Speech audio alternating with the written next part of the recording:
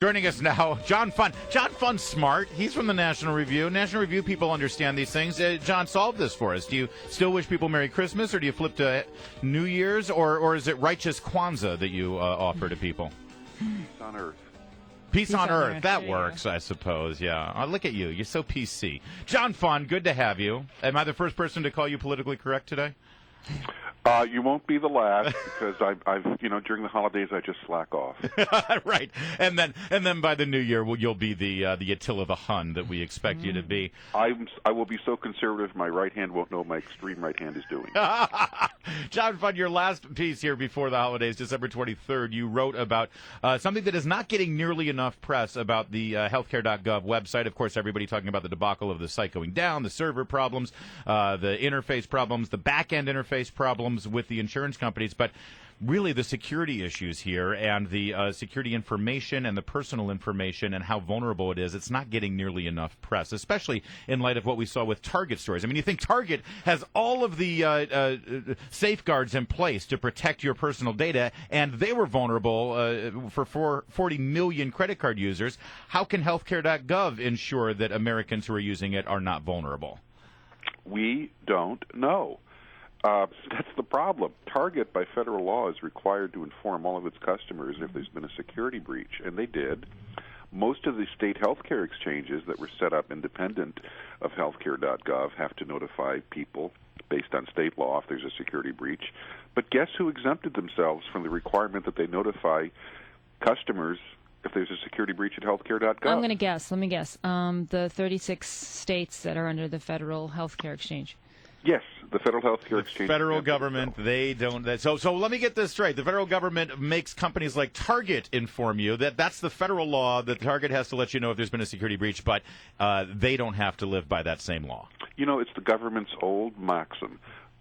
One law for thee, one law for me. Mm-hmm. Wow. So I mean, is there any sort of FOIA thing that people could do? Can there could be a class action here, and they can say, "Listen, you have to tell us this is our personal information." Well, first of all, there's shame, and I think that some of the federal officials I've talked to are a little embarrassed because this is pretty obvious.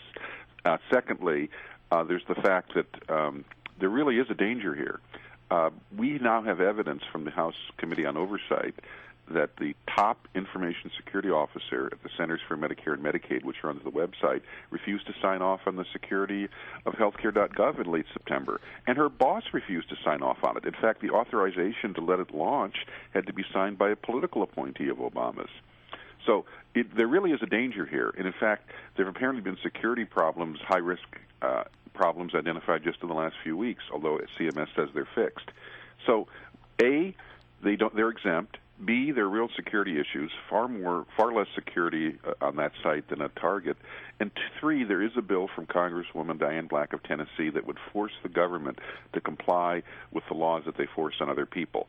And I think if Congress is smart, the House will get that onto the floor as quickly as possible. The Senate, if Harry Reid wants to block it, I think that would make a great campaign ad. And if President Obama wants to veto it, well, I think then it sort of indicates, who the website is being run for. It's not being run for the customers; it's being run for the bureaucrats who messed it up. Well, in the meantime, should consumers put, a fraud alert on their credit cards or on their bank accounts in case Well, first of all, the website itself does not take your credit card information. I mean, but they have your bank. You have to pay for it, though. They can get your Social Security number, and they. Okay, well, look, there is vulnerability, but it's not quite the extent of Target's because you pay the insurance company. You don't pay them through the website, but they will have your Social Security number on the healthcare.gov. They will have other things. There's also the danger of the navigators. Remember, the navigators are out there supposing to be helping people sign up on the website, but they have access to the Federal Data Hub, which is an agglomeration of all the information the government has on you. That's not good because these navigators don't have to go through criminal background checks. And you could have identity thieves hired as navigators, and they could go steal your information, and you wouldn't have to be notified that this is happening. That's another thing Congress is talking about moving forward is legislation that would require a background check for the navigators. Well, it's a little late because they've all been hired. Yep, they're talking about it there. Yeah, well, as usual, talking about it too late. Well, John Fund, I mean, that's just one of the elements of the political fallout because of the Obamacare rollout and the disaster that it's been. But you see the president now starting to, first of all, whenever he gives a speech, he refuses to admit that there's anything that even needs fixing. He says it's working, the product is good, there's demand for it, just get out there and buy it. We're just being more flexible in implementing it. Yeah, Flexible means you just reinterpret the law every day depending on what the headlines in the paper are that embarrass you. So are the Senate Democrats on board with the president's strategy here, or are they sensing that they're in real trouble? They're watching the polls, and the polls yesterday were a little astonishing. 2 months ago, the Democrats had an 8-point lead in the generic ballot for Congress, 50-42. Now that's a 5-point lead for the Republicans. 13-point swing. Yep, this is a new CNN poll, by the way, that just came out. And right now, Republicans have a 17-seat advantage in the House. Democrats only hold the 55-45 majority in the Senate.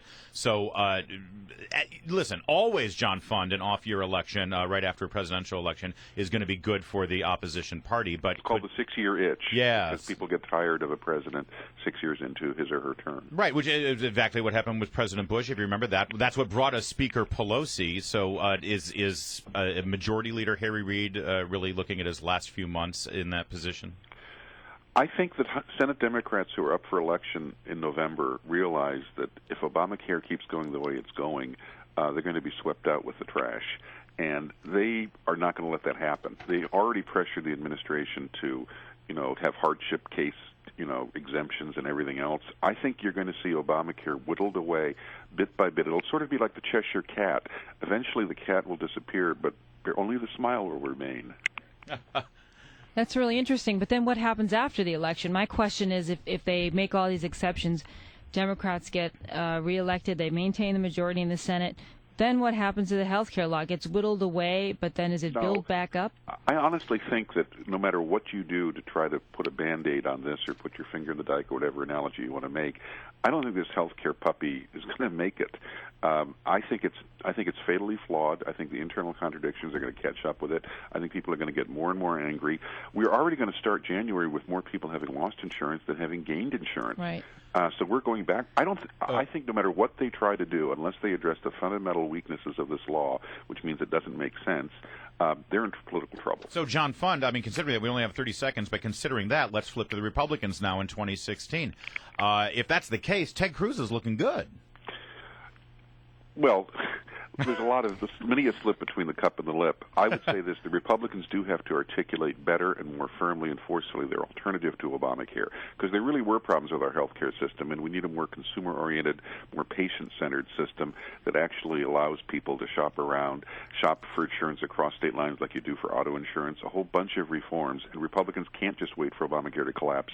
They have to be ready with an alternative. And they don't have an alternative, not well, yet. Well, they do, but they haven't. They've got a bunch of things forcefully articulated. Yeah. All right, John Fund, National Affairs columnist for National Review Online. Peace on earth, my friend.